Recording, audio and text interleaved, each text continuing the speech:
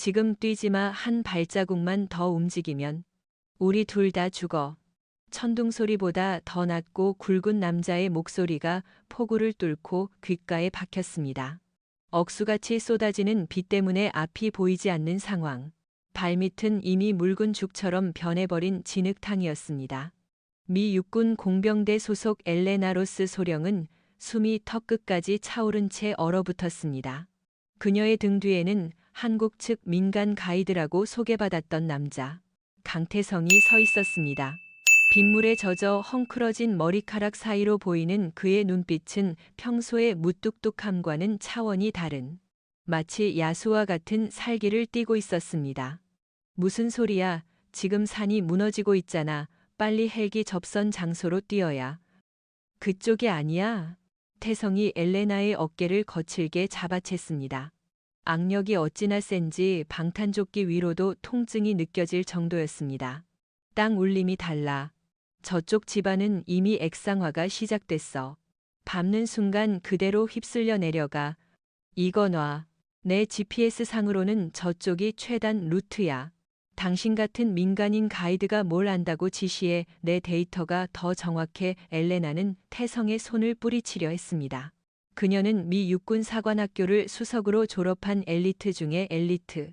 최첨단 장비와 데이터 분석이 그녀의 신조였고 경험과 감 따위에 의존하는 한국의 구식 방식은 늘 그녀의 비웃음거리였습니다. 하지만 그 순간이었습니다. 우르릉 콰앙 엘레나가 막 발을 내디디려던 그 최단 루트의 숲이 마치 거대한 괴물이 입을 벌린 것처럼 순식간에 꺼져내렸습니다. 수십 년 된 소나무들이 성냥개비처럼 부러지며 흙탕물 속으로 빨려 들어갔습니다. 불과 1초, 태성이 그녀를 잡지 않았다면 엘레나는 지금쯤 저 시커먼 진흙톤의 일부가 되어 있었을 겁니다. 엘레나의 얼굴이 창백하게 질렸습니다. 다리가 후들거려서 있을 수조차 없었습니다. 그녀는 천천히 고개를 돌려 태성을 바라보았습니다. 흙탕물을 뒤집어 쓴 이 남자는 눈 하나 깜짝하지 않은 채 무너져 내리는 산을 응시하고 있었습니다. 도대체 이 남자, 정체가 뭐지? 이야기는 이 절체절명의 순간에서 3일 전으로 거슬러 올라갑니다. 강원도 인제, 민간인 통제구역 인근의 험준한 산악지대. 장마가 시작된다는 예보가 있었지만 한미연합지형조사는 강행되었습니다. 이번 작전의 핵심은 전시 상황을 대비해 산악지형에 새로운 보급로를 개척하는 것. 미군 측 책임자로 파견된 엘레나 로스 소령은 도착하자마자 한국 측 지원팀을 훑어보며 노골적으로 불만을 드러냈습니다. 겨우 이 인원입니까? 저는 전문적인 지질학자와 특수부대 호위를 요청했습니다. 그런데 온 건 등산복 입은 아저씨 한 명이라니. 그녀의 시선 끝에는 낡은 트럭에 기대어 담배를 피우고 있는 강태성이 있었습니다. 헝클어진 머리, 며칠 면도하지 않은 수염, 그리고 색바랜 작업복. 그는 누가 봐도 동네 뒷산에서 약초나 캐러 다니는 한량처럼 보였습니다. 한국군 연락장교가 난처한 듯 땀을 뻘뻘 흘리며 설명했습니다. 소령님, 오해하지 마십시오. 강태성 씨는 이 지역 산을 제 집 안방처럼 아는 베테랑입니다. 공식 직함은 산림청 소속 산악구조대 자문위원이지만 현지 지형에 대해서는 박사급 이상입니다. 베테랑 하엘레나는 코웃음을 쳤습니다. 미군의 최신 지형 스캔 위성이 이미 이 산의 98%를 분석했습니다. 우리에게 필요한 건 길 안내가 아니라 짐을 들어줄 포터 정도겠군요. 알겠습니다. 시간 없으니 출발하죠. 엘레나는 태성에게 눈길 한 번 주지 않고 작전 지도를 펼쳐들었습니다. 태성은 담배를 바닥에 비벼 끄며 피식 웃었습니다. 아가씨, 산을 너무 믿지 마쇼. 위성 사진에는 흙 냄새가 안 찍히니까. Excuse me, 지금 뭐라고 했죠? 엘레나가 발끈해서 돌아섰지만 태성은 이미 배낭을 메고 앞장서 걷기 시작했습니다. 그의 걸음걸이는 느긋해 보였지만 묘하게도 험한 바위 틈을 물 흐르듯 지나가고 있었습니다. 첫날의 조사는 순조로웠습니다. 엘레나의 예상대로 위성 데이터는 정확했고 그녀의 팀은 빠르게 목표 지점들을 확인해 나갔습니다. 그녀는 태성을 철저히 무시했습니다. 태성 역시 굳이 나서지 않았습니다. 그는 그저 묵묵히 대열의 맨 뒤에서 걸으며 가끔 멈춰 서서 흙을 만져보거나 바람 냄새를 맡을 뿐이었습니다. 하지만 이틀째 되는 날 밤부터 상황이 급변했습니다. 하늘에 구멍이라도 뚫린 듯 기록적인 폭우가 쏟아지기 시작했습니다. 베이스 캠프의 텐트가 찢겨 나갈 듯한 강풍이 불었습니다. 통신이 불안정해지기 시작했고 계곡물은 순식간에 불어났습니다. 새벽 3시, 태성이 엘레나의 막사를 찾아갔습니다. 철수해야 합니다. 당장. 태성의 목소리는 단호했습니다. 잠옷 차림에 야전 상의만 걸친 엘레나가 짜증 섞인 얼굴로 나왔습니다. 미스터 강, 지금 새벽 3시예요. 그리고 본부의 기상 데이터에 따르면 이 비는 내일 오후에 그칩니다. 작전 일정은 변경할 수 없어요. 데이터가 틀렸습니다. 새들이 울지 않아요. 땅속에서 썩은 내가 올라옵니다. 이건 단순한 비가 아니라 집안이 뒤틀리고 있다는 신호입니다. 지금 내려가지 않으면 다 죽습니다. 새들이 울지 않는다. 썩은 냄새야. 정말 비과학적이군요. 당신네 한국 남자들은 겁이 너무 많은 거 아닙니까? 아니면 돈을 더 받고 싶어서 쇼를 하는 건가요? 엘레나는 태성의 가슴팍을 손가락으로 쿡쿡 찔렀습니다. 내 작전 구역입니다. 명령은 내가 내려요. 당신은 조용히 따라오기나 해요. 정무서우면 혼자 꼬리 말고 도망가시던가. 태성의 눈썹이 꿈틀했습니다. 그는 엘레나의 손가락을 쳐내는 대신 그녀의 눈을 똑바로 응시했습니다. 그 순간 엘레나는 등골이 서늘해지는 기분을 느꼈습니다. 동네 아저씨의 눈빛이 아니었습니다. 그건 수많은 사선을 넘나든 자만이 가질 수 있는 깊고 어두운 심연 같은 눈빛이었습니다. 후회할 겁니다. 대위님. 태성은 짧게 말하고 돌아섰습니다. 엘레나는 왠지 모를 불안감에 심장이 두근거렸지만 자존심 때문에 그의 경고를 무시했습니다. 그리고 3시간 뒤 태성의 말은 끔찍한 현실이 되었습니다. 이동 중이던 선발대가 갑작스러운 낙석으로 고립되었고 본대 역시 퇴로가 차단되었습니다. 무전기는 먹통이 되었고 GPS 신호조차 산악 지형의 난반사로 인해 오락가락했습니다. 젠장 본부 여기는 알파팀 응답하라. 엘레나는 빗속에서 소리를 질렀지만 무전기에서는 지직거리는 잡음만 들려왔습니다. 설상가상으로 그녀가 서 있던 집안이 쩍 갈라지는 소리를 냈습니다.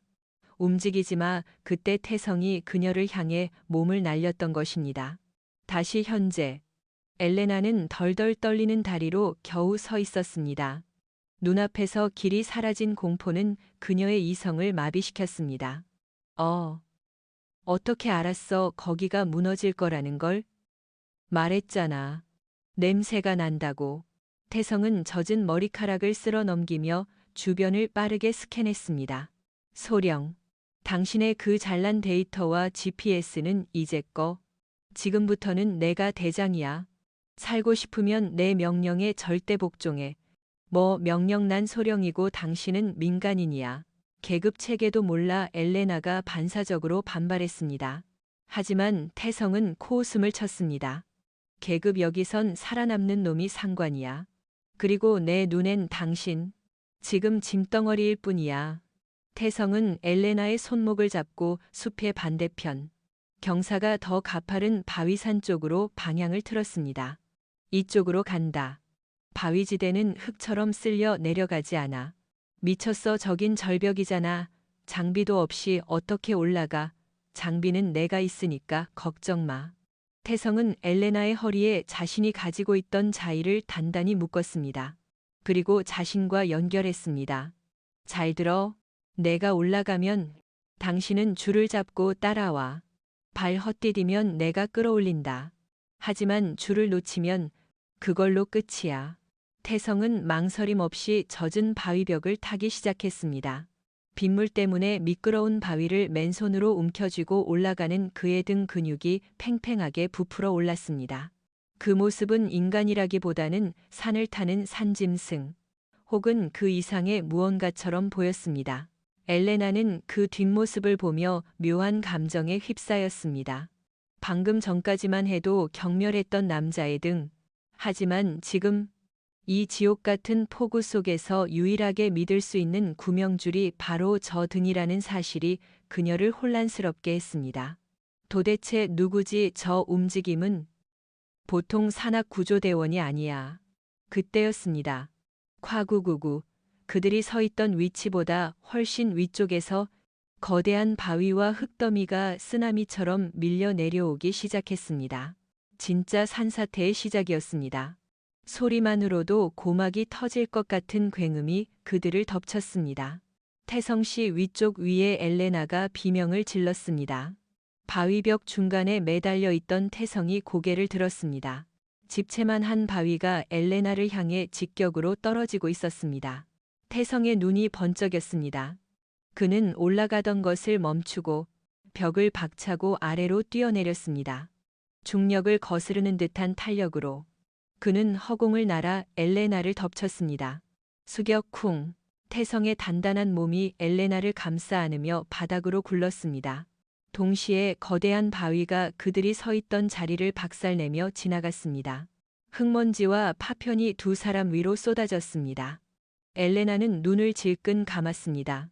죽었다고 생각했습니다. 하지만 느껴지는 건 차가운 빗물과 돌이 아니라 뜨거운 남자의 체온과 거친 숨소리였습니다. 그녀가 눈을 떴을 때 태성은 그녀의 위에서 양팔로 버티며 쏟아지는 토사물을 온몸으로 막아내고 있었습니다. 그의 이마에서 피가 흘러내려 엘레나의 뺨 위로 떨어졌습니다. 괜찮아, 다친 데 없어? 태성이 이를 악물고 물었습니다. 고통을 참느라 목에 핏대가 섰지만 그의 눈빛은 오직 엘레나의 안전만을 확인하고 있었습니다. 엘레나의 심장이 미친 듯이 뛰기 시작했습니다. 그것은 공포 때문만이 아니었습니다. 자신을 위해 목숨을 던진 이 남자, 강태성에게서 느껴지는 압도적인 존재감 때문이었습니다. 하지만 안도할 틈도 없었습니다. 이런 젠장. 태성이 신음을 흘리며 아래를 내려다보았습니다. 그들이 피한 곳은 임시로 안전했지만 충격으로 인해 그들을 지탱하던 집안 자체가 통째로 뜯겨나가며 아래쪽 급류로 미끄러지기 시작했습니다. 꽉 잡아, 절대 놓지 마. 태성은 엘레나를 자신의 품 안으로 더욱 깊숙이 끌어당겼습니다. 두 사람의 몸이 엉킨 채 걷잡을 수 없는 흙탕물 속으로 곤두박질 쳤습니다. 거대한 자연의 분노 앞에서 오만한 미군 장교와 은둔의 특수부대원, 이 두 사람의 목숨을 건 생존 로맨스는 이제 막 시작되었습니다. 다음 화예고 급류에 휩쓸린 두 사람. 정신을 차려보니 낯선 협곡이다. 엘레나는 다리가 부러져 움직일 수 없고 태성의 등에는 끔찍한 상처가 드러나는데, 업혀. 내가 당신 다리가 되어줄 테니까. 707의 전설이 보여주는 기적 같은 생존 본능이 폭발한다. 영상이 흥미로우셨다면 구독과 알림 설정 눌러주시고 다음 이야기를 기다려주세요. 네. 요청하신 대로 제1부의 내용을 이어 제2부부터 제15부 완결까지 끊김없이 긴 호흡의 대서사시로 작성하겠습니다. 각 파트는 최대한 상세하게 묘사하여 현장감과 감동을 극대화하겠습니다. 세상이 뒤집히는 감각. 그것은 추락이라기보다는 거대한 세탁기 속에 던져진 것과 같았습니다. 흙탕물은 엘레나의 눈과 코, 입을 사정없이 파고들었고 굵은 나뭇가지들이 채찍처럼 몸을 때렸습니다. 엘레나의 입에서 짧은 비명이 터져 나왔지만 곧바로 진흙물에 삼켜졌습니다. 그 혼란 속에서도 단 하나 변하지 않는 것이 있었습니다. 바로 그녀의 허리를 감싸 안은 강태성의 단단한 팔이었습니다. 그는 마치 강철로 된 족쇄처럼 엘레나를 놓지 않았습니다. 태성은 자신의 등을 바닥 쪽으로 돌려 썰매처럼 이용했습니다. 날카로운 바위와 나무 뿌리들이 그의 등을 긁고 지나가는 것이 느껴졌지만 그는 신음소리 한 번 내지 않았습니다. 대신 엘레나의 머리를 자신의 가슴팍에 파묻게 하여 충격으로부터 보호했습니다. 이 남자는 미쳤어. 왜 자기 몸을 방패로 쓰는 거지? 엘레나의 의식이 흐릿해질 무렵 쿵하는 둔탁한 충격과 함께 두 사람의 몸이 어딘가에 걸렸습니다. 거센 물살이 그들을 계속 아래로 잡아당겼지만 태성은 한 손으로 튀어나온 바위 틈을 움켜쥐고 버텼습니다. 손톱이 뒤집히고 손가락 관절이 끊어질 듯한 고통이 밀려왔지만 그는 엘레나를 잡은 다른 한 손에 힘을 풀지 않았습니다. 올라가야 해. 태성이 짐승 같은 기합을 내질렀습니다. 그는 빗물에 미끄러운 바위를 이로 물어뜯을 기세로 기어올랐습니다. 마침내 급류가 닿지 않는 작은 동굴 같은 바위 턱 위로 두 사람이 쓰러졌습니다. 허헉허헉 거친 숨소리가 좁은 공간을 채웠습니다. 엘레나는 기침을 하며 진흙물을 토해냈습니다. 온몸이 두들겨 맞은 듯 아팠지만 다행히 목숨은 붙어 있었습니다. 정신을 차린 그녀가 옆을 돌아보았을 때 태성은 바닥에 대자로 뻗어 하늘을 보고 있었습니다. 빗물에 씻겨 내려가는 그의 셔츠 등판은 이미 너덜너덜하게 찢겨 있었고 그 사이로 시벌건 핏물과 긁힌 자국들이 선명했습니다. 강태성 씨 등이 엘레나가 놀라 다가가려 했지만 태성은 벌떡 몸을 일으켰습니다. 고통스러운 기색을 감추려는 듯 무뚝뚝한 표정이었습니다. 별거 아닙니다. 찰과상이에요. 찰과상이라뇨. 살점이 다 뜯겨 나갔잖아요. 치료부터 해야 해요. 지금 그게 중요한 게 아닙니다. 여길 보세요. 태성이 턱끝으로 아래를 가리켰습니다. 그들이 굴러떨어진 곳은 원래 있던 등산로에서 수백 미터 아래로 벗어난 지도에도 나오지 않는 깊은 협곡이었습니다. 위쪽은 산사태로 완전히 막혀버렸고 아래쪽은 불어난 계곡물이 굉음을 내며 흐르고 있었습니다. 완벽한 고립이었습니다. 무전기는 엘레나가 급히 조끼를 뒤졌지만 무전기는 박살이 나 있었습니다. 태성의 것도 마찬가지였습니다. 절망감이 엄습했습니다. 구조 요청을 할 수 없어. 위치도 모르고 우린 여기서 죽는 건가요? 엘레나의 목소리가 떨렸습니다.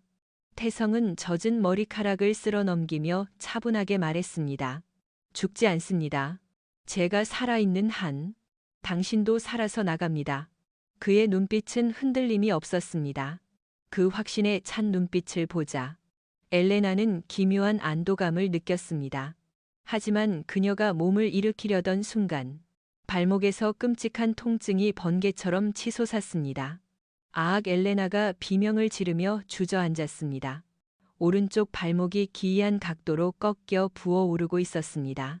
추락 도중 바위에 부딪힌 모양이었습니다. 태성의 표정이 굳어졌습니다. 산악조난 상황에서 기동력 상실은 곧 죽음을 의미했습니다. 빗줄기는 다시 굵어지고 있었고 해는 저물어가고 있었습니다. 어둠과 추위, 그리고 부상, 최악의 조건이 갖춰지고 있었습니다. 태성은 말없이 엘레나의 앞에 등을 보이고 앉았습니다. 업히십시오. 그의 넓고 상처투성이인 등이 마치 세상에서 가장 안전한 요새처럼 그녀의 눈앞에 펼쳐져 있었습니다.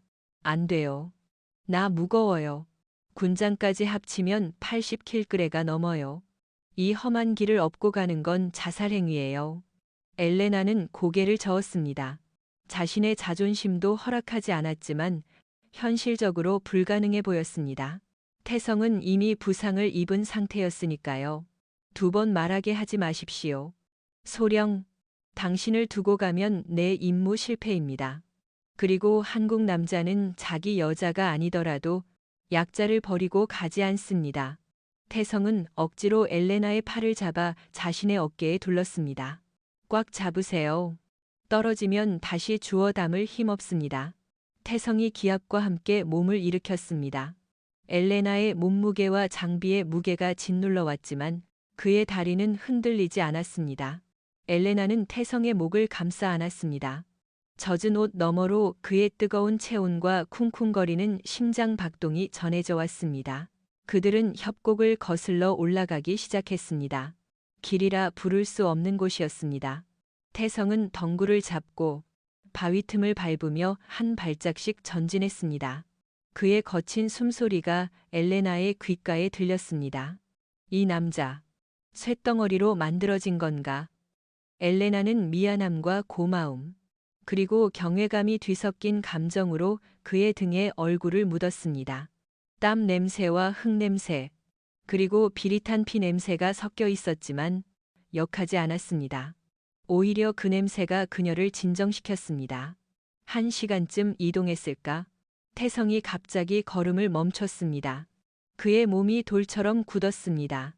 왜 그래요? 힘들어요? 좀 쉬었다가요?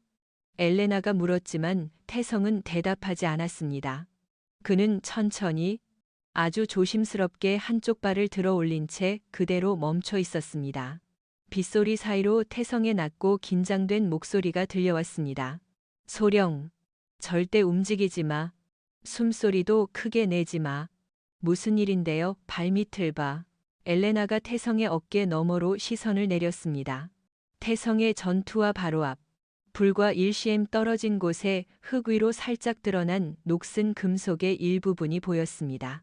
빗물에 흙이 씻겨 내려가며 드러난 그것은 둥글고 납작한 형태였습니다. 엘레나의 눈동자가 공포로 커졌습니다. 그녀는 공병대 장교였습니다. 저것이 무엇인지 모를 리 없었습니다. M14. 대인지뢰? 이곳은 민간인 통제구역 인근. 과거 홍수 때 유실된 지뢰들이 떠내려와 매설된 미확인 지뢰지대 한복판에 들어선 것입니다. 그리고 태성의 발은 지금 또 다른 지뢰의 압력판을 밟기 직전이었습니다. 차가운 빗줄기가 두 사람의 머리 위로 쏟아졌지만 태성의 이마에는 식은땀이 흐르고 있었습니다. 소령, 공병대라고 했지 해체할 수 있나? 태성이 침착하게 물었습니다. 이건 불가능해요. M14는 플라스틱 재질이라 탐지기도 안 먹히고 신관이 너무 예민해서 건드리는 순간 터져요. 게다가 당신이 밟고 있는 건 엘레나의 목소리가 떨렸습니다. 발목 지뢰. 밟으면 발목만 날아가는 게 아니라 지금처럼 엎여 있는 상태라면 두 사람 모두 치명상을 입게 됩니다. 그럼 방법은 하나뿐이군. 피해가는 수밖에. 태성은 아주 천천히 밟으려던 발을 뒤로 뺐습니다. 미세한 균형 이동. 엘레나의 무게중심이 흔들리지 않게 하기 위해 그는 허벅지 근육을 터질 듯이 긴장시켰습니다. 내 지시를 따라. 내 발자국만 보고 내가 밟은 곳만 밟아. 아니, 당신은 내 등에서 꼼짝도 하지 마. 태성은 주머니에서 단검을 꺼냈습니다. 그리고 허리를 숙여 칼끝으로 땅을 찌르기 시작했습니다. 푹, 푹. 흙의 밀도를 느끼며 지뢰를 탐지하는 원시적이지만 가장 확실한 방법. 탐침법이었습니다. 하지만 문제는 엘레나를 업고 있다는 것이었습니다. 80kg에 육박하는 무게를 지탱하며 한 손으로 균형을 잡고 다른 한 손으로 땅을 찌르며 전진하는 것은 고개에 가까웠습니다. 707 시절을 기억해 감각을 열어. 태성은 눈을 감고 온 신경을 손끝과 발끝에 집중했습니다. 빗소리를 지우고 바람 소리를 지우고 오직 땅이 전해주는 미세한 이질감만을 찾았습니다. 툭. 칼끝에 딱딱한 것이 걸렸습니다. 돌인가 지뢰인가? 태성은 숨을 멈추고 칼끝을 살짝 비틀었습니다. 금속성의 마찰음. 지뢰였습니다. 오른쪽 15도. 지뢰 발견. 태성은 기계적으로 중얼거리며 경로를 수정했습니다. 한 걸음, 또 한 걸음. 그것은 죽음과의 왈츠였습니다. 엘레나는 태성의 등 뒤에서 숨조차 제대로 쉬지 못했습니다. 그녀는 이 남자의 등 근육이 얼마나 정교하게 움직이는지, 땀방울 하나하나가 얼마나 처절하게 흐르는지 느낄 수 있었습니다. 30분 같았던 5분이 지났습니다. 태성이 마침내 안전지대인 큰 바위 위로 올라섰습니다. 후. 태성이 긴 숨을 내뱉으며 그 자리에 주저앉았습니다. 엘레나도 털썩 내려앉았습니다. 긴장이 풀리자 두 사람 모두 웃음조차 나오지 않았습니다. 당신, 도대체 뭐예요? 민간 가이드가 탐침법을 그렇게 완벽하게 한다고? 그리고 그 침착함은? 엘레나가 떨리는 눈으로 물었습니다. 군대에 좀 있었습니다. 특수부대에서 밥 좀 먹었죠. 태성은 대수롭지 않게 말하며 다시 엘레나를 업으려 했습니다. 하지만 그의 손이 미세하게 떨리고 있었습니다. 극한의 집중력 사용 후 찾아오는 후유증이었습니다. 쉬었다가요. 당신도 한계잖아요. 안 됩니다. 해가 집니다. 밤이 되면 기온이 급격히 떨어집니다. 당신 젖은 옷, 저체온증 오기 딱 좋습니다. 태성의 말대로였습니다. 엘레나의 입술은 이미 파랗게 질려 있었고 몸은 덜덜 떨리고 있었습니다. 아드레날린이 빠져나가자 추위가 덮쳐왔습니다. 조금만 더 가면 동굴이 있습니다. 거기까지만 갑시다. 태성은 다시 엘레나를 둘러엎었습니다. 그의 등은 아까보다 더 뜨거워져 있었습니다. 그것은 단순한 체온이 아니라 비정상적인 열기였습니다. 엘레나는 불안한 예감이 들었습니다. 상처가 감염된 건 아닐까. 어둠이 완전히 깔린 뒤에야 두 사람은 작은 동굴에 도착했습니다. 비를 피할 수 있는 유일한 안식처였지만 내부는 냉동고처럼 차가웠습니다.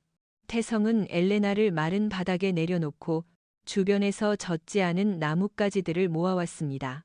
라이터는 젖어 있었지만 그는 부싯돌을 이용해 기적적으로 불을 피워냈습니다. 작은 불꽃이 타오르자 동굴 안에 희미한 온기가 돌았습니다. 하지만 엘레나의 상태는 심각했습니다. 그녀는 의식이 몽롱한 채 헛소리를 중얼거리고 있었습니다. 추워? 너무 추워. 엄마. 저체온증이었습니다. 젖은 군복이 그녀의 체온을 갉아먹고 있었습니다. 이대로 두면 심정지가 올 수도 있는 상황이었습니다. 소령, 정신 차려. 엘레나. 태성이 뺨을 때려보았지만 반응이 없었습니다. 선택의 여지가 없었습니다. 태성은 결단했습니다. 용서하십시오. 살리기 위함입니다. 태성은 엘레나의 젖은 군복 상의를 벗겼습니다. 하얀 속살이 드러났지만 태성의 눈에 음심은 없었습니다. 오직 생명을 살려야 한다는 의사 같은 눈빛뿐이었습니다. 그는 자신의 젖은 옷도 벗어던졌습니다.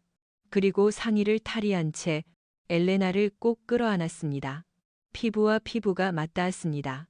얼음장 같은 엘레나의 몸에 태성의 뜨거운 체온이 전해졌습니다. 태성은 엘레나의 등을 문지르며 혈액순환을 도왔습니다. 제발 버텨줘.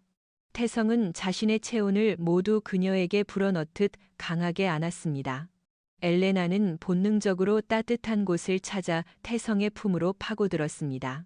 그녀의 차가운 손이 태성의 넓은 등을 더듬었습니다. 시간이 얼마나 흘렀을까요? 엘레나의 떨림이 잦아들고 규칙적인 숨소리가 들려왔습니다. 태성은 그제야 안도의 한숨을 내쉬었습니다. 동굴 안. 타닥거리는 모닥불 소리만이 정적을 채웠습니다. 태성은 잠든 엘레나를 바라보았습니다. 오만하고 독해 보이던 소령의 가면을 벗고 나니 그저 겁에 질린 한 여자가 있었습니다. 미안하다. 내가 조금만 더 빨리 철수를 주장했더라면. 태성은 자책하며 엘레나의 젖은 머리카락을 넘겨주었습니다. 그때 엘레나가 눈을 떴습니다. 몽롱한 파란 눈동자가 태성의 얼굴을 그리고 자신을 안고 있는 그의 맨몸을 바라보았습니다. 태성 씨 상황을 파악한 엘레나의 얼굴이 붉어졌습니다. 하지만 그녀는 태성을 밀어내지 않았습니다. 밀어내기엔 그의 품이 너무나 따뜻했고 안전했기 때문입니다. 깨어났습니까? 저체온증 때문에 어쩔 수 없었습니다. 오해는 마십시오. 태성이 짐짓 무뚝뚝하게 말하며 물러나려 했습니다. 하지만 엘레나가 그의 팔을 잡았습니다. 가지 마요. 추워요. 그리고 고마워요. 엘레나는 다시 태성의 가슴에 머리를 기댔습니다. 두 남녀 사이에 묘한 기류가 흘렀습니다. 생존을 위한 접촉이었지만 그 순간 두 사람의 심장 박동은 묘하게 일치하고 있었습니다. 하지만 평화는 잠시였습니다.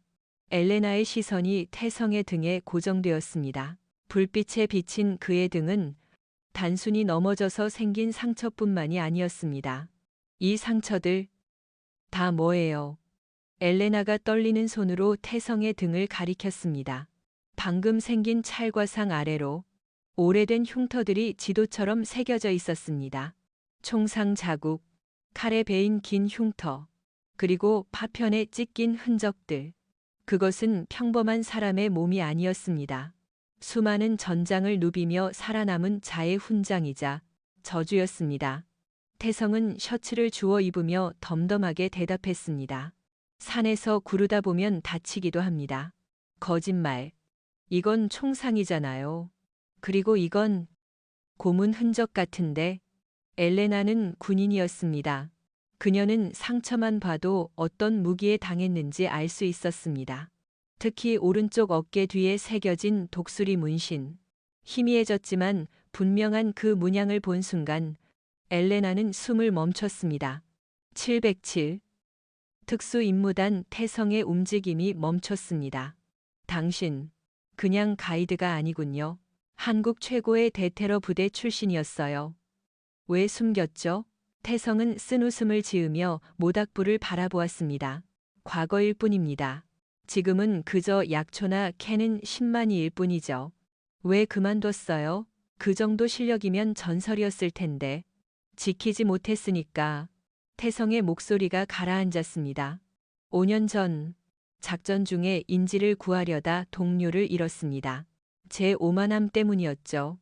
내 실력만 믿고 무리하게 진입하다가 그 뒤로는 총을 잡을 수가 없었습니다.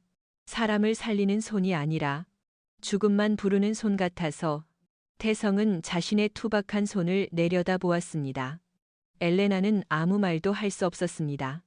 그가 왜 그토록 자신의 데이터와 판단을 무시하고 직감과 안전을 강조했는지 이해가 갔습니다. 그는 다시는 누군가를 잃고 싶지 않았던 것입니다. 미안해요. 당신을 무시했던 거. 엘레나가 진심으로 사과했습니다. 당신 말대로였어요. 내 데이터는 틀렸고 당신의 감각이 맞았어요. 당신은 최고의 가이드예요. 태성은 고개를 들어 엘레나를 보았습니다. 거만하기만 했던 그녀의 눈에 진심 어린 존경과 연민이 담겨 있었습니다. 차갑게 얼어붙어 있던 태성의 마음 한구석이 녹아내리는 것 같았습니다. 사과는 나가서 밥이나 사는 걸로 받겠습니다. 비싼 걸로. 태성이 처음으로 농담을 던졌습니다. 엘레나도 피식 웃었습니다. 좋아요. 스테이크에 와인까지 풀코스로 쏘죠. 두 사람이 마주보고 웃으려는 찰나 동굴 밖에서 이상한 소리가 들려왔습니다. 바스락, 짐승 소리가 아니었습니다. 군화가 젖은 낙엽을 밟는 소리, 그리고 금속이 부딪히는 찰칵 소리, 장전 소리였습니다. 태성의 눈빛이 순식간에 변했습니다. 그는 손가락을 입에 대고 엘레나에게 신호를 보냈습니다. 그리고 발로 모닥불을 덮어 껐습니다. 순식간에 찾아온 어둠, 긴장감이 팽팽하게 당겨졌습니다. 구조대가 아닙니다. 구조대는 이렇게 은밀하게 접근하지 않습니다. 저들은 사냥꾼입니다. 거기 있는 거 다 안다. 쥐새끼들처럼 숨지 말고 나와라. 어눌한 한국어 억양, 북한 사투리가 섞인 목소리가 어둠 속에서 들려왔습니다. 태성은 엘레나를 동굴 가장 깊숙한 바위 뒤로 밀어 넣었습니다. 여기 꼼짝 말고 있어요. 무슨 소리가 들려도 절대 나오지 마요. 누구예요? 북한군 아니? 말투는 비슷하지만 장비 소리가 달라. 용병이거나 무장공비 잔당일 수도 있어. 산사태로 철책이 유실된 틈을 타 넘어온 것 같군. 최악의 상황이었습니다. 자연재해에서 살아남았더니 이제는 인간의 위협이 닥쳐온 것입니다. 태성은 주변을 살폈습니다. 무기라고는 작은 서바이벌 나이프 하나뿐. 상대는 자동소총으로 무장한 것으로 추정되는 다수. 정면 승부는 불가능해. 태성은 동굴 입구 쪽에 돌멩이를 던져 소리를 냈습니다. 저쪽이다 쏴라. 타타타탕 총구에서 불을 뿜으며 총알이 동굴 입구를 강타했습니다. 태성은 그 틈을 타 반대편 틈새로 몸을 날려 동굴 밖으로 빠져나갔습니다. 엘레나를 지키려면 내가 미끼가 되어야 해. 태성은 숲속으로 달리며 일부러 소음을 냈습니다. 저놈이다, 잡아라. 검은 그림자 서너 명이 태성의 뒤를 쫓기 시작했습니다. 폭우가 쏟아지는 밤의 숲은 이제 거대한 사냥터가 되었습니다. 하지만 그들은 몰랐습니다.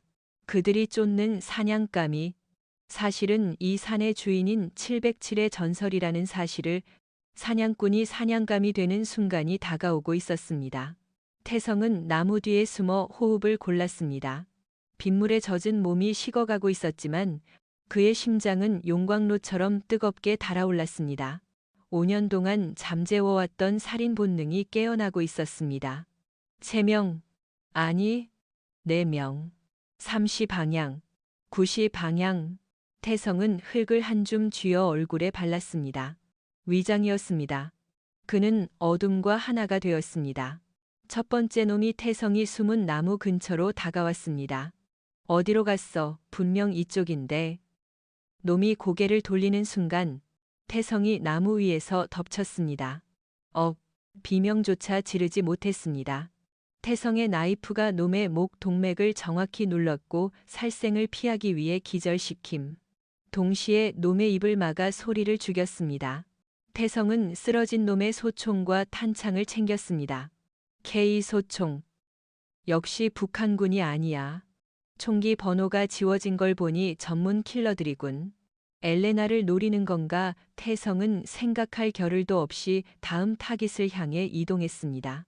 그는 지형지물을 완벽하게 이용했습니다. 덩굴을 이용해 덫을 만들고 진흙 구덩이로 유인했습니다. 두 번째 놈이 덫에 걸려 넘어지자 태성은 유령처럼 나타나 개머리판으로 놈의 뒤통수를 가격했습니다. 두 놈 처리. 하지만 세 번째 놈은 눈치가 빨랐습니다. 함정이다. 놈은 프로야. 산개의 놈들이 흩어지며 무차별 사격을 가했습니다. 총알이 태성의 옆구리를 스치고 지나갔습니다. 윽태성은 굴러서 엄폐물 뒤로 숨었습니다. 피가 배어나왔지만 고통은 느껴지지 않았습니다. 아드레날린이 통증을 마비시키고 있었습니다. 엘레나에게 가면 안 돼. 놈들을 더 멀리 유인해야 해. 태성은 일부러 모습을 드러내며 절벽 쪽으로 달렸습니다. 거기 서놈들이 미친 듯이 태성을 쫓았습니다. 하지만 놈들 중 한 명이 무전기에 대고 외치는 소리를 태성은 듣고 말았습니다. 타겟 확인. 남자는 유인 중. 여자는 동굴에 있는 게 확실함. 비조. 동굴로 진입해. 뭐라고? 태성의 눈이 뒤집혔습니다. 자신이 미끼가 된 사이 별동대가 엘레나를 노리고 있었던 것입니다. 안 돼. 태성은 달리는 방향을 급선회했습니다. 절벽이 아니라 다시 동굴로 죽을 힘을 다해 뛰어야 했습니다. 그녀가 위험합니다. 태성이 동굴 근처로 돌아왔을 때 이미 엘레나는 놈들에게 끌려나와 있었습니다. 다친 다리 때문에 저항도 못한 채 머리채를 잡혀 빗속으로 내동댕이 쳐져 있었습니다. 이 여자가 타겟 맞지? 미군 소령. 몸값 좀 되겠는데. 복면을 쓴 리더가 낄낄거렸습니다. 그 손 놔. 태성이 숲에서 뛰쳐나오며 소리쳤습니다. 그는 주저없이 소총을 발사했습니다. 타탕. 리더의 팔을 스친 총알. 놈이 비명을 지르며 엘레나를 놓쳤습니다. 태성씨. 엘레나가 울부짖었습니다. 뛰어 절벽 쪽으로 태성은 엘레나를 부축해 일으켰습니다. 하지만 놈들의 포위망이 좁혀오고 있었습니다. 앞은 첫 낭떠러지. 뒤는 무장한 킬러들. 두 사람은 절벽 끝에 몰렸습니다. 아래는 까마득한 낭떠러지. 그 밑에는 흙탕물이 소용돌이치고 있었습니다. 여기까지군. 순순히 항복하면 목숨은 살려주지. 킬러들이 총구를 겨누며 다가왔습니다. 엘레나가 태성의 손을 뿌리쳤습니다. 태성씨, 날 버리고 가요. 당신은 살 수 있잖아요. 저 사람들은 나를 원해요. 나만 넘겨주고 당신은 도망쳐요. 그녀는 알고 있었습니다. 태성의 실력이라면 혼자서는 충분히 탈출할 수 있다는 것을, 자신 때문에 이 남자가 죽는 것을 볼 수 없었습니다. 제발요, 나 때문에 당신까지 죽게 할 순 없어요. 엘레나의 눈에서 눈물이 비처럼 쏟아졌습니다. 태성은 엘레나를 바라보았습니다. 그리고 피식 웃었습니다. 말했잖아. 내 임무는 당신을 살려서 돌려보내는 거라고. 그리고 태성은 엘레나의 허리를 단단히 감싸 안았습니다. 난 파트너를 두고 도망칠 만큼 비겁하지 않아. 나 믿지 무슨 짓을 하려고요. 도박 한번 해봅시다. 태성은 놈들이 방아쇠를 당기기 직전 엘레나를 안고 절벽 아래로 몸을 던졌습니다. 안 돼. 엘레나의 비명이 허공에 울려 퍼졌습니다. 추락. 끝없는 추락. 하지만 태성은 계산하고 있었습니다. 절벽 아래 튀어나온 굵은 소나무 가지들. 그리고 그 밑에 흐르는 급류의 깊이. 우지끈 툭 나뭇가지들이 그들의 낙하 속도를 줄여주었습니다. 태성은 온몸으로 가지들을 부딪히며 엘레나를 보호했습니다. 그의 옷이 갈기갈기 찢기고 피부가 긁혀 나갔지만 그는 엘레나의 머리를 감싼 손을 풀지 않았습니다. 풍덩 두 사람은 차가운 물속으로 빠졌습니다. 태성은 정신을 잃지 않고 엘레나를 잡고 물 위로 솟구쳤습니다. 그리고 필사적으로 헤엄쳐 바위 틈, 킬러들의 시야가 닿지 않는 작은 동굴 오버행 밑으로 몸을 숨겼습니다. 헉, 헉. 두 사람은 흠뻑 젖은 채 서로를 부둥켜 안고 숨을 몰아쉬었습니다. 살았어. 우리가 살았어요. 엘레나는 태성의 얼굴을 만졌습니다. 피투성이가 된 그의 얼굴. 하지만 그 눈빛만은 여전히 형형하게 살아 있었습니다. 미쳤어요. 진짜 미쳤어. 엘레나는 울면서 태성의 가슴을 주먹으로 쳤습니다. 죽으면 어쩌려고 그랬어요. 바보같이 당신을 살리려면 그 방법밖에 없었어. 태성이 거칠게 숨을 몰아쉬며 말했습니다. 두 사람의 시선이 얽혔습니다. 죽음의 문턱을 함께 넘은 남녀 사이에는 더 이상 말로 설명할 수 없는 감정이 폭발했습니다. 엘레나는 충동적으로 태성의 입술에 키스했습니다. 빗물 맛, 피맛, 그리고 눈물 맛이 섞인 키스였습니다. 태성도 거부하지 않았습니다. 그는 엘레나의 뒷머리를 감싸 안고 더 깊게 입술을 맞췄습니다. 극한의 상황, 아드레날린과 사랑이 뒤섞인 뜨거운 순간이었습니다. 입술이 떨어지자 태성이 엘레나의 이마를 맞대고 속삭였습니다. 반드시 지켜줄게. 내 목숨을 걸고. 그때 태성의 귀에 낯익은 소리가 들렸습니다. 위쪽에서 들려오는 헬기 로터 소리. 구조돼야 하지만 태성의 표정이 굳어졌습니다. 헬기의 소리가 달랐습니다. 아니, 저건 민간 헬기가 아니야. 공격 헬기 소리야. 놈들이 헬기까지 동원했어. 상황은 더욱 절망적으로 변해가고 있었습니다. 여기 있으면 들켜. 열화상 카메라로 스캔하면 금방 발각돼. 태성은 젖은 몸을 일으켰습니다. 정상으로 가야 해. 거기는 번개가 쳐서 헬기가 접근하기 힘들어. 그리고 거기엔 25대 쓰던 낡은 벙커가 있어. 거기서 구조 신호를 보내야 해. 다시 행군이 시작되었습니다. 하지만 이번엔 달랐습니다. 킬러들의 헬기가 서치라이트를 비추며 숲을 훑고 있었습니다. 태성은 엘레나를 업고 마치 유령처럼 헬기의 사각지대를 파고들었습니다. 진흙탕을 기어가고 바위 틈에 숨으며 한 발짝씩 정상으로 향했습니다. 엘레나의 체력도 한계에 다다랐습니다. 태성 씨, 나를 내려줘요. 나 때문에 너무 느려져요. 쓸데없는 소리. 당신은 내 등 뒤에서 적들이 오나 감시나 해. 태성은 이를 악물었습니다. 그의 체력도 바닥이 나고 있었습니다. 상처에서 흐른 피 때문에 어지러움이 몰려왔습니다. 하지만 등 뒤에 있는 여자의 온기가 그를 버티게 했습니다. 마침내 정상 부근, 낡은 벙커가 보였습니다. 하지만 그곳에는 이미 놈들이 먼저 도착해 매복하고 있었습니다. 함정이야. 태성이 멈칫하는 순간, 탕 어둠 속에서 저격수의 총탄이 날아왔습니다. 총알은 태성의 어깨를 스쳤습니다. 엎드려 태성은 엘레나를 벙커 입구 구덩이로 밀어 넣었습니다. 사방에서 총알이 빗발쳤습니다. 지원군이 올 때까지 여기서 버텨야 해. 태성은 주워온 소총으로 응사하며 필사적으로 엘레나를 지켰습니다. 그는 정확한 사격으로 접근하는 적들을 하나씩 쓰러뜨렸습니다. 707 전설의 귀환이었습니다. 하지만 적의 숫자가 너무 많았습니다. 탄약이 떨어져 갔습니다. 태성 씨 탄약이 없어요. 그때 놈들 중 한 명이 수류탄을 던졌습니다. 피해 태성은 수류탄을 발로 차내려 했지만 늦었습니다. 그는 본능적으로 엘레나를 감싸 안고 등을 돌렸습니다. 쾅 폭발음과 함께 태성의 등 뒤로 파편들이 박혔습니다. 끄악 태성이 고통스러운 비명을 지르며 엘레나 위로 무너져 내렸습니다. 태성씨, 태성씨 엘레나가 그를 흔들었지만 태성의 입에서 붉은 피가 주르륵 흘러내렸습니다. 그의 등은 피범벅이 되어 빗물과 섞여 흐르고 있었습니다. 안 돼. 안 돼. 눈 떠요, 제발.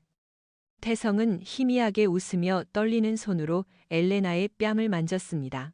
다치지 않아서 다행이다. 그리고 그의 고개가 힘없이 툭 떨어졌습니다. 그 순간 하늘에서 거대한 빛이 쏟아졌습니다. 진짜 구조 헬기, 한국군 특수부대의 헬기가 도착한 것입니다. 레페를 타고 특임 대원들이 쏟아져 내려와 적들을 제압하기 시작했습니다. 하지만 엘레나의 눈에는 아무것도 보이지 않았습니다.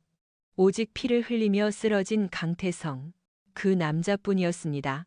비켜요, 내가 갈 거야, 같이 갈 거라고 엘레나는 미친 사람처럼 울부짖었습니다. 의무병들이 태성을 들것에 싣고 헬기로 옮기려 하자 그녀는 다친 다리를 끌고 기어거서라도 그를 따라가려 했습니다. 소령님, 진정하십시오. 저희가 이송하겠습니다. 손 놓지 마. 이 사람 죽으면 나도 죽어 같이 태워. 엘레나의 절규에 결국 구조대장은 그녀를 태성과 함께 헬기에 태웠습니다. 헬기 안, 태성에게 산소 호흡기가 씌워졌습니다. 심전도 모니터가 위태롭게 울렸습니다. 삐, 삐, 삐. 엘레나는 태성의 피 묻은 손을 양손으로 꼭 잡고 기도했습니다. 그녀는 무신론자였지만 지금 이 순간만큼은 세상의 모든 신에게 빌고 있었습니다. 제발 살려만 주세요. 당신이 하라는 대로 다 할게. 거만하게 굴지도 않고 당신 말만 들을게. 그러니까 제발 나 두고 가지 마요. 그녀의 눈물이 태성의 손등 위로 떨어졌습니다. 그때 모니터 음이 길게 이어졌습니다. 삐, 심정지입니다. 제세동기 준비 의무병들이 다급하게 움직였습니다. 엘레나의 세상이 하얗게 변했습니다. 안돼. 태성시 일주일 뒤 서울 국군수도병원. 엘레나는 휠체어에 앉아 중환자실 유리창 너머를 하염없이 바라보고 있었습니다. 그녀의 다리에는 깁스가 감겨 있었지만 그녀는 자신의 부상 따위는 안중에도 없었습니다. 유리창 너머 태성은 온몸에 붕대를 감은 채 누워 있었습니다. 기적적으로 심장이 다시 뛰었지만 아직 의식을 찾지 못하고 있었습니다. 로스 소령님, 이제 좀 쉬세요. 일주일째 이러고 계십니다.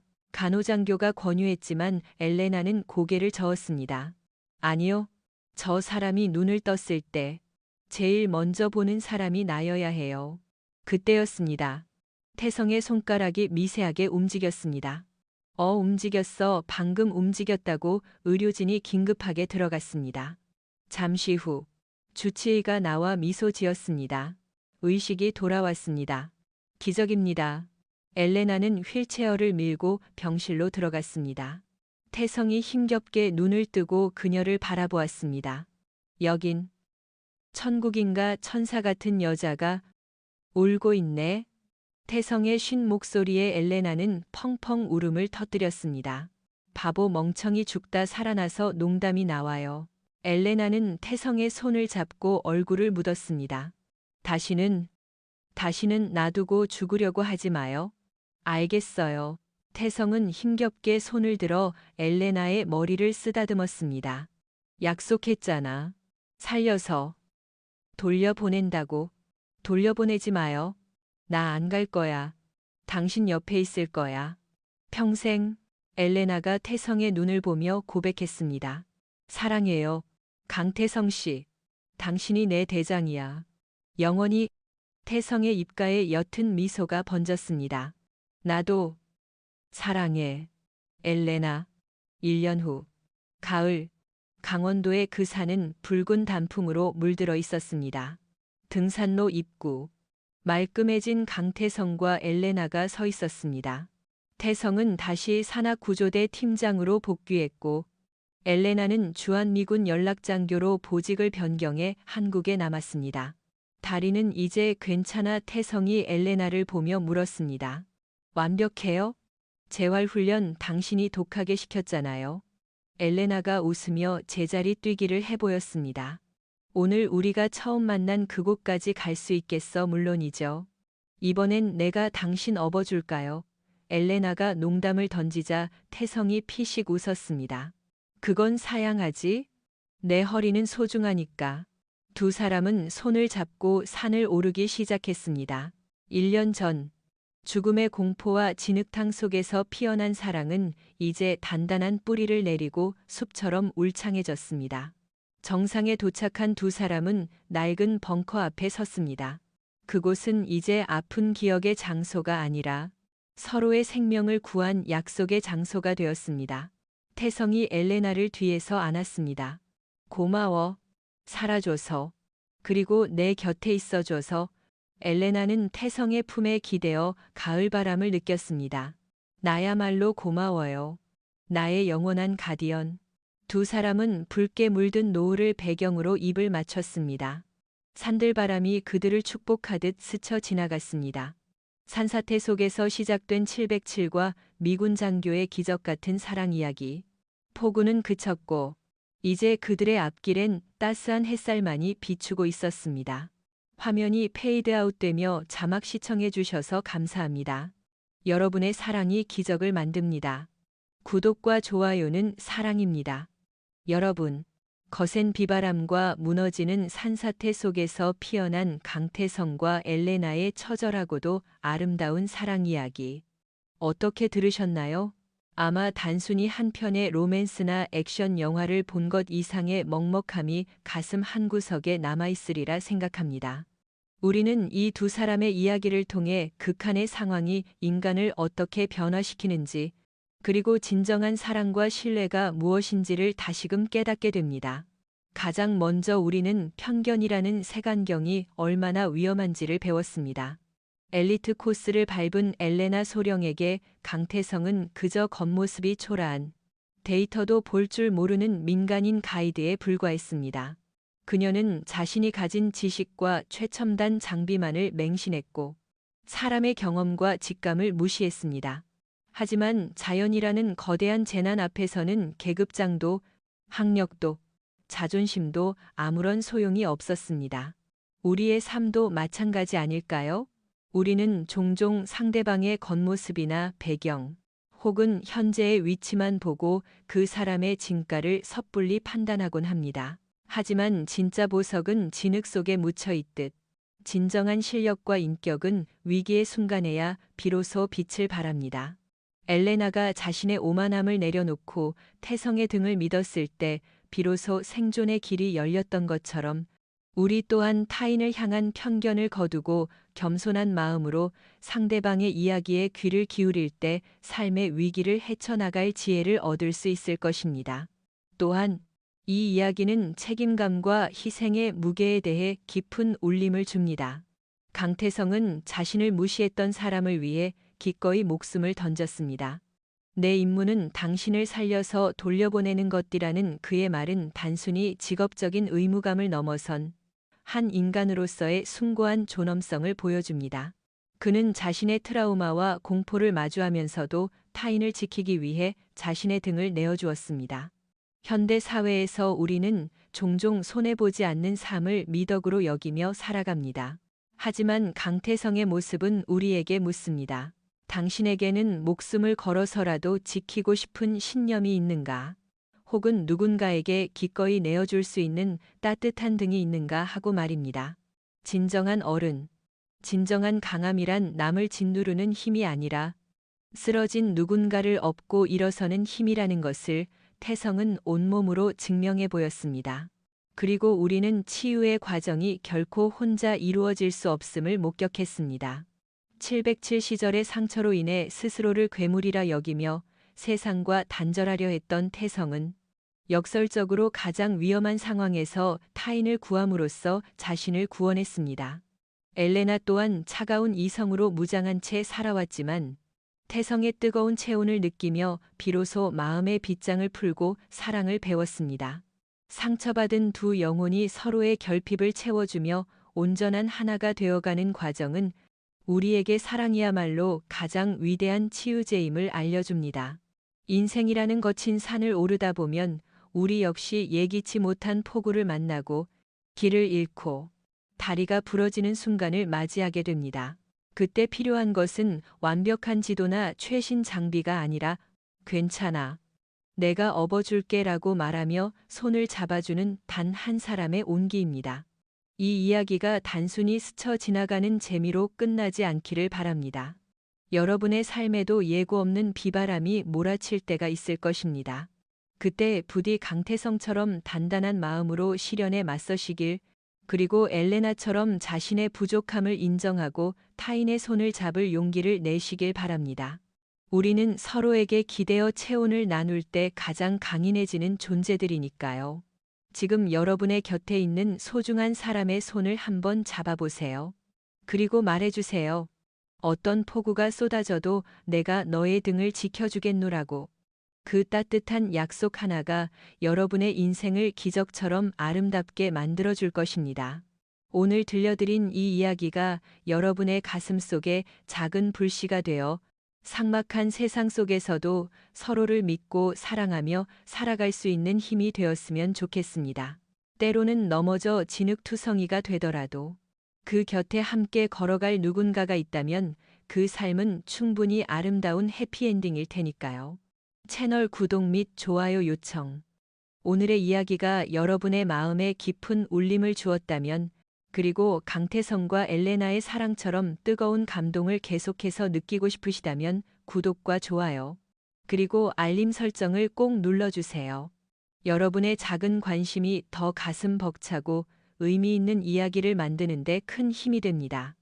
여러분이 생각하는 진정한 사랑과 희생은 무엇인지 댓글로 자유롭게 남겨주시면 감사하겠습니다.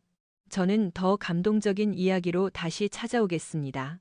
교육적 목적 및 면책 조항. 본 영상에서 다룬 이야기는 작가의 상상력에 기반하여 창작된 허구이며 등장하는 인물, 지명, 사건, 군부대 명칭 등은 실제와 무관합니다.